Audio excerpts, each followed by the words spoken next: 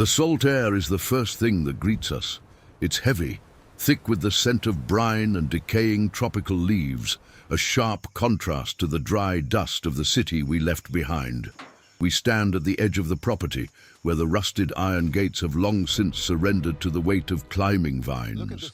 Ahead of us, the mansion looms, a skeletal giant of concrete and glass, half swallowed by the emerald green of the coast. It's been decades since anyone called this home. The silence here is absolute, broken only by the rhythmic, distant thundering of the Pacific crashing against the cliffs below. My friend drops his pack, the heavy thud of canvas against stone echoing through the empty courtyard. We don't say a word. We just look up at the cracked facade and the way the golden evening light bleeds through the roofless upper floors. It's beautiful in its decay, a monument to a dream that was far too big to survive alone. But we aren't here to mourn it. We're here to wake it up.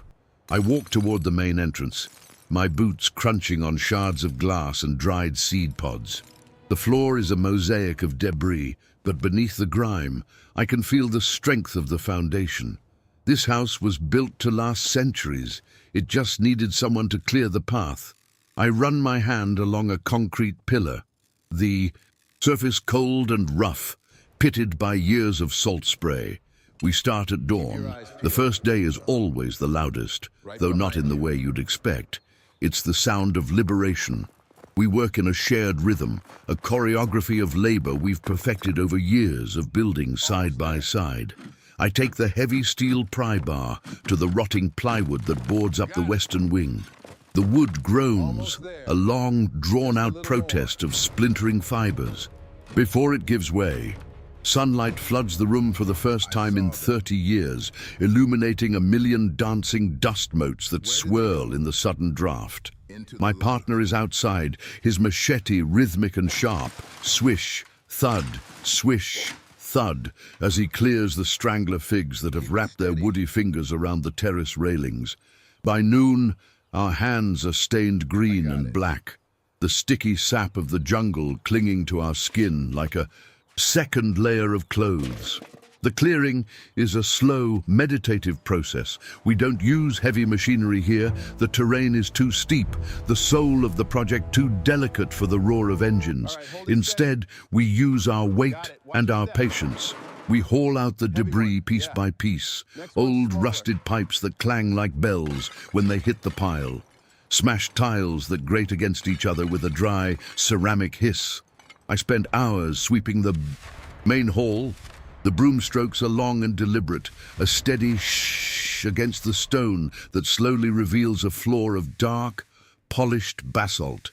It's like cleaning a fossil, brushing away the layers of time to find the treasure underneath.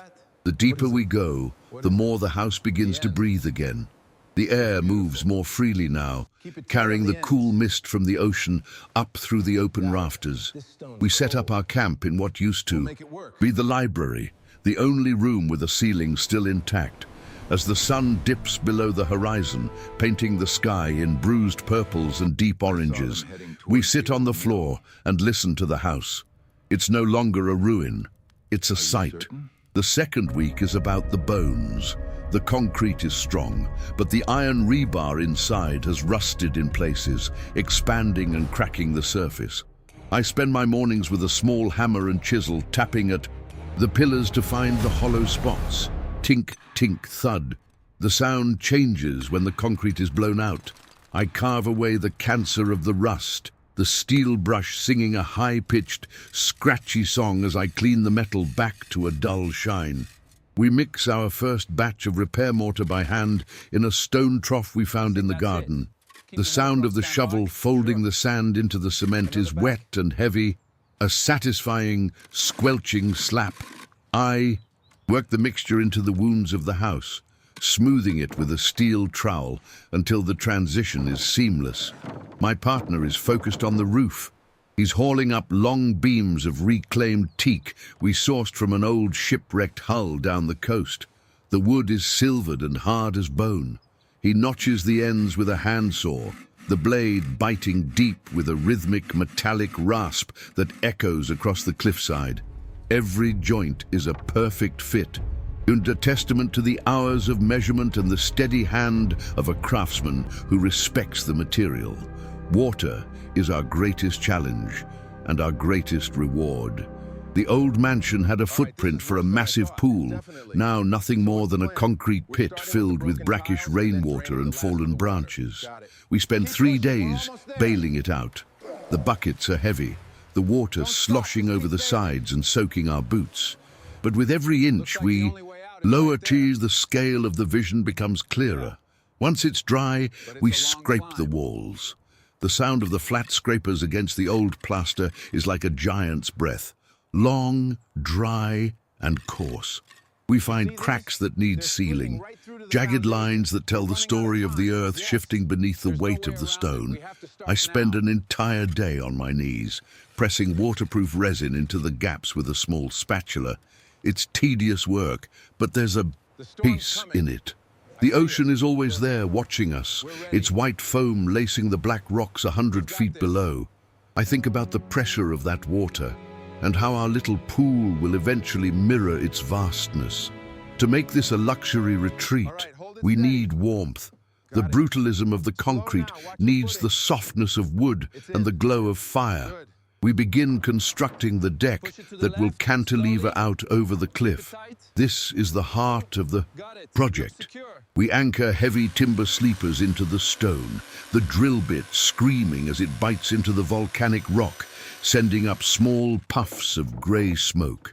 I lay the decking boards one by one. I love the feel of the wood, warm from the sun, the grain intricate and unique on every plank. I drive the brass screws in, the impact driver giving a quick, sharp rat-tat-tat as the heads sink flush with the surface. The deck grows like a new limb. On an old tree, my partner is inside, building the custom furniture. He's carving a massive dining table from a single slab of fallen mahogany we found deeper in the forest. The sound of his plane taking off thin, curling ribbons of wood is the most satisfying sound in the world.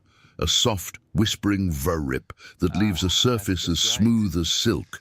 The scent of the fresh mahogany fills the room, sweet and spicy, masking the smell of the sea. For a moment. By the second month, the transformation is no longer a promise, it's a reality. We begin the finishing touches, the details that turn a structure into a sanctuary. I spend my afternoons gathering smooth, black river stones from the mouth of a nearby stream. I carry them back in crates, their wet surfaces gleaming like onyx. I lay them in a bed of mortar around the base of the pool, creating a natural transition between the man-made and the wild. The sound of the stones clicking together in my hands is like a handful of marbles. We install the glass.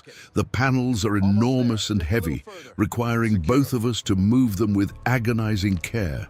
We use suction cups to grip the surface, the rubber seals making a sharp thwack as they bite. We lift, our muscles straining, our breath held, until the glass slides into the recessed tracks. Suddenly, the view is framed, the wind is silenced, but the connection to the horizon remains unbroken. It's like the house finally has eyes. Then comes the water.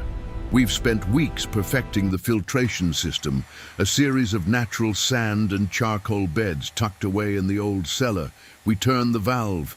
The sound is a low, distant gurgle that quickly builds into a rushing roar as the water travels through the pipes. It spills over the edge of the infinity pool, a crystal-clear sheet that looks like it's falling straight into the ocean. The sound of the overflow hitting the catch basin is a constant, soothing white noise, a liquid curtain that masks the world behind us. We stand back and watch the pool fill. The reflection of the sky on the surface is so perfect, it's hard to tell where the water ends and the air begins. My partner tosses a handful of white jasmine flowers into the water. They drift slowly toward the edge, tiny white stars on a blue field. The final days are a blur of refinement. We sand the concrete one last time with fine grit pads, bringing out a soft, matte sheen that feels like velvet to the touch. We install the lighting, low-voltage copper lanterns that we've aged with salt water to give them a green patina. I spend a long evening wiring the terrace, the snip of the wire cutters, and the click of the connectors, a small, private symphony in the twilight. We bring in the plants, not the wild, choking vines we cleared, but structured, architectural greens, potted palms that rustle in the breeze like paper, and soft mosses that we tuck into the joints of the stone walls. The house feels alive now, but in a way that is balanced and intentional. On the last night, we don't work. The tools are cleaned and oiled, tucked away in their chests. The house is silent, but it's a full silence, a satisfied one. We build a fire in the outdoor pit we carved into the basalt. The wood, scraps of teak and mahogany from the build, crackle and pop, sending bright orange sparks up toward the canopy of stars. I sit on the edge of the infinity pool, my legs dangling in the cool water. The transition is complete. The abandoned giant has been tamed. What was once a place of decay is now a place of restoration. I look over at my friend. He's leaning against the mahogany table, looking out at the moonlight reflecting on the waves. We've changed this place, but in the process, the rhythm of the work has changed us, too. The city feels like a dream from another life. Here, there is only the stone, the wood, the water, and the vast, unending breath of the sea. We stay there for a long time, two shadows against the glow of our creation, watching the fire turn to embers while the ocean continues its eternal work on the rocks below. The morning of our departure is quiet. We move through the rooms one last time, checking the latches, feeling the smoothness of the walls. It's hard to leave, but the retreat is ready for whoever needs its silence next. We walk back through the iron gates, which now swing smoothly on greased hinges. I stop and look. Back. The mansion is almost hidden again, but not by neglect. It's tucked into the cliff, a part of the landscape, a luxury retreat that looks like it grew there naturally. We shoulder our packs, the weight familiar and comforting. As we start down the trail, the sound of the falling water from the pool follows us, a steady, rhythmic pulse. I take one last deep breath of the salt air. My hands are rough, my muscles ache, but my head is clear. We didn't just build a house. We built a way to be still, and as the jungle closes in behind us, I know the house will be there, perched on its cliff, watching the horizon, waiting for the sun to rise over the water once more. The trek down the coastal path is slower than the arrival. Our legs are heavy with the residue of months of labor, but there's a lightness in our stride that wasn't there before. The path is narrow and hemmed in by giant ferns that brush against our trousers with a soft, rhythmic shuck-shuck sound. Every few hundred yards, I catch a glimpse of the mansion through the canopy. From this distance, the white concrete looks like a natural outcropping of the cliff, a pale crown set against the deep turquoise of the bay. It's strange to think that only months ago, this was a place of shadows and rot. Now, even from here, you can see the glint of the sun hitting the glass, a bright signal of human intent in the middle of the wilderness. My partner stops to adjust his strap, his eyes fixed on the horizon where a lone fishing boat sits motionless on the glass-like sea. We don't need to talk about what we've done. The evidence is written in the callus of our palms and the quiet peace of the landscape we left behind. As we reach the lower beach, the sound of the ocean changes. Up on the cliff, it was a roar, a powerful atmospheric presence. Down here, it's a gentle lapping, the water sliding over smooth pebbles with a sound like 1,000 tiny bells. We walk along the tide line, our boots sinking slightly into the wet sand. I look at my friend, his face tanned and lined by the sun, his movements deliberate and calm. We've spent more time in each other's silence than in conversation over these weeks. That's the secret of building something this big. You have to become part of the machinery of the site. You have to listen more than you speak. I reach down and pick up a piece of sea glass, rubbed smooth by years of tumbling in the surf. It's the same color as the pool we just finished. I pocket it, a small talisman of the coast. We find the old wooden pier where the boat will pick us up. It's a weathered structure, the pilings covered, in barnacles that scrape against the wood as the tide rises. We sit on the edge, our feet hanging over the water, and wait. The air is starting to warm up, the morning mist burning off to reveal a sky of pure, unblemished blue. I think about the first night we spent in the ruins, huddled in our sleeping bags on a floor of dust. I remember the doubt, the sheer scale of the debris, and the way the wind used to whistle through the cracks. In the walls like a ghost. It's all gone now. In its place is a structure that honors the materials it's made of, stone that is stable, wood that is warm, and glass that is clear. We've turned a monument to ego into a sanctuary for the soul. In the distance, the low hum of an engine breaks the silence. A small white boat appears around the headland, cutting a clean wake through the water. It's time to go. We stand up, stretching our backs as hearing the satisfying pop of our joints. I take one last look up at the cliff. You can't see the house anymore from this angle, just the massive, ancient trees and the dark, jagged rock. It's a secret now, hidden in plain sight. As the boat pulls alongside the pier, the driver nods to us, his eyes taking in our tattered clothes and stained boots. He doesn't ask what we were doing up there, and we don't volunteer it. Some things are better left to the imagination of those who stumble upon them. We climb aboard, the deck of the boat vibrating under our feet. As we pull away from the shore, the breeze picks up, cooling the sweat on our necks.